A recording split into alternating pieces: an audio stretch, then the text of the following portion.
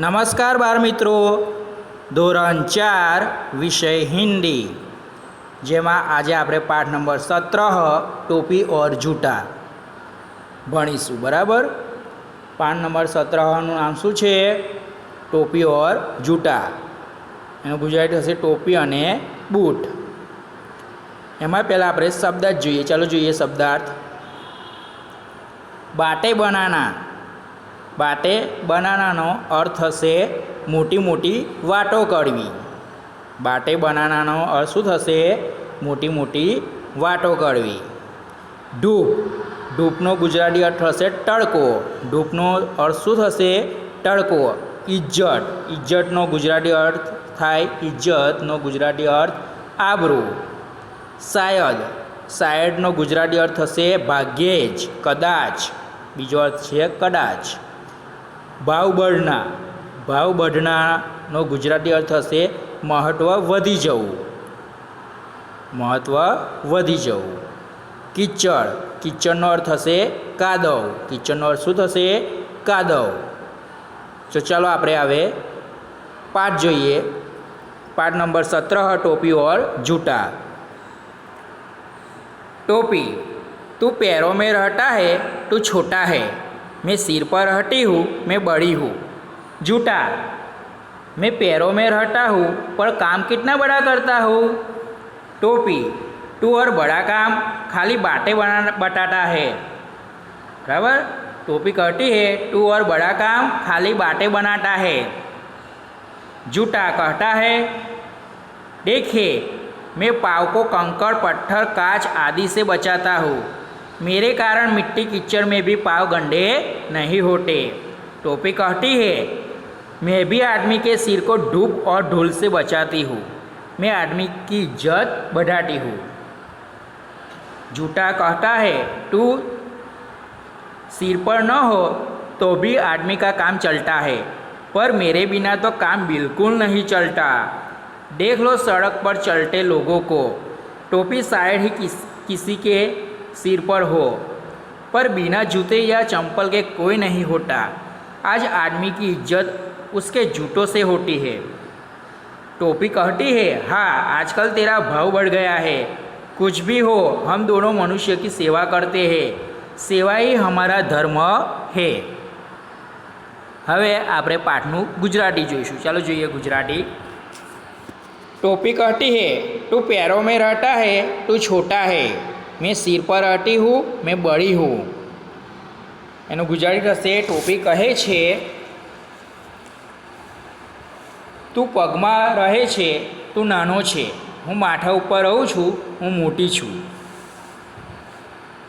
जूता कहता है मैं पैरों में रहता हूँ पर काम कितना बड़ा करता हूँ। हवे बूट कहे छे હું પગમાં રહું છું પરંતુ કામ કેટલું મોટું કરું છું। टोपी कहे छे टोपी कहती है तू और बड़ा काम खाली बातें बनाता है। टोपी कहती है कि तू और बड़ा काम खाली बातें बनाता है। एनु गुजराती थशे टोपी कहे छे तू अने मोटुं काम खाली मोटी मोटी वातो करे छे।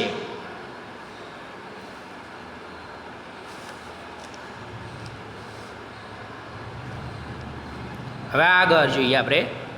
जूता कहता है देखिए, मैं पाँव को कंकड़, पत्थर, कांच आदि से बचाता हूँ। मेरे कारण मिट्टी कीचड़ में भी पाँव गंदे नहीं होते। एनु गुजराती थशे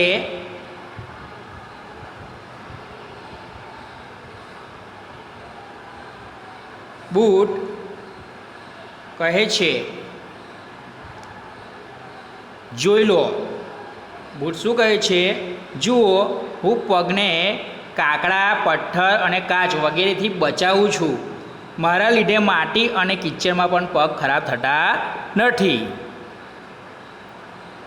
अब आगे टोपी कहती है मैं भी आदमी के सिर को धूप और धूल से बचाती हूँ। मैं आदमी की इज्जत बढ़ाती हूँ।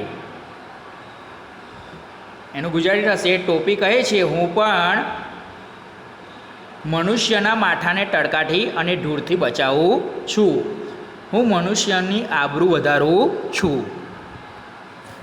હવે આગળ झूठा कहता है तू सिर पर न हो तो भी आदमी का काम चलता है, पर मेरे बिना तो काम बिल्कुल नहीं चलता। देख लो सड़क पर चलते लोगों को, टोपी शायद ही किसी के सिर पर हो, पर बिना जूते या चंपल के कोई नहीं होता। आज आदमी की इज्जत उसके जूटों से होती है। હવે એનું ગુજરાતી જોઈશું આપણે। બૂટ કહે છે તો માથા પર ના હોય તો પણ પુરુષોનું કામ એટલે કે મનુષ્યનું કામ ચાલી જાય છે, પણ મારા વગર તો કશું જ કામ ચાલતું નથી। જોઈ લો રસ્તા ઉપર ચાલનારા લોકોને, ટોપી ભાગ્યે જ કોઈના માથા ઉપર હોય છે, પરંતુ વગર બૂટ અને ચંપલનું કોઈ નહીં રહેતું। આજે મનુષ્યની આબરૂ એના બૂટથી થાય છે। बागे टोपी कहती है हाँ आजकल तेरा भाव बढ़ गया है, कुछ भी हो हम दोनों मनुष्य की सेवा करते हैं। એનું ગુજરાતી જોઈશું। ટોપી કહે છે હા આજકાલનો તારો ભાવ વધી ગયો છે। કંઈ પણ હોય આપણે બંને મનુષ્યની સેવા કરીએ છીએ, સેવા જ આપણો ધર્મ છે। હવે આપણે સ્વાધ્યાય જોઈશું। ચાલો જોઈએ સ્વાધ્યાય। स्वाध्याय में प्रश्न नंबर 1, कोष्टक से उचित विकल्प चुनकर खाली जगह भरिए। एनु गुजराती हशे काउसमांथी योग्य शब्द पसंद करी खाली जग्या पूरो। काउस में दिए गए शब्द टोपी, जूतो, पैरो, मनुष्य, सिर। नंबर 1, टोपी खाली जगह पर पहनी जाती है तो शू आवशे सिर। तो टोपी सिर पर पहनी जाती है तो पहली खाली जगह में लिखो सिर। नंबर 2, जूते खाली जगह में पहने जाते हैं तो शू आवशे पैरों।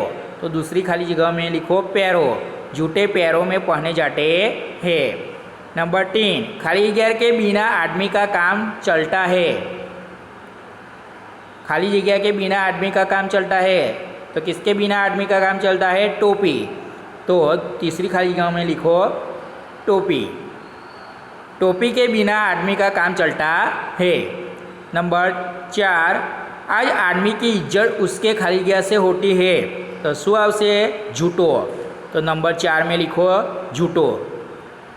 आज आदमी की इज्जत उसके जूटों से होती है। नंबर 5, टोपी और जूते खाली जगह की सेवा करते हैं तो शू आवशे मनुष्य। तो लिखो पांचवी खाली जगह में मनुष्य। टोपी और जूते मनुष्य की सेवा करते हैं। प्रश्न नंबर 2, निम्नलिखित वाक्य कौन बोलता है? लिखिए। नीचे आपेल वाक्य कौन बोले छे लखो। नंबर 1, खाली बातें बनाता है। यह वाक्य कौन बोलता है? टोपी। तो लिखो टोपी। नंबर 1 में लिखो टोपी। नंबर 2, देख लो सड़क पर चलते लोगों को। यह वाक्य कौन बोलता है? जूता। तो लिखो दूसरे में जूता। नंबर 3, सेवा ही हमारा धर्म है। यह वाक्य कौन बोलता है? टोपी। तो नंबर 3 में लिखो टोपी। अब आगे प्रश्न नंबर 3, निम्नलिखित प्रश्नों के उत्तर लिखिए।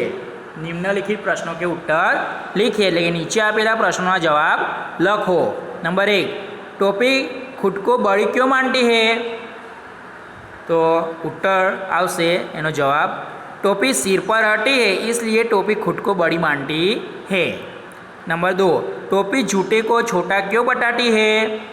तो एनो जवाब आवशे टोपी जूते को छोटा बताती है क्योंकि जूता पैरों में रहता है।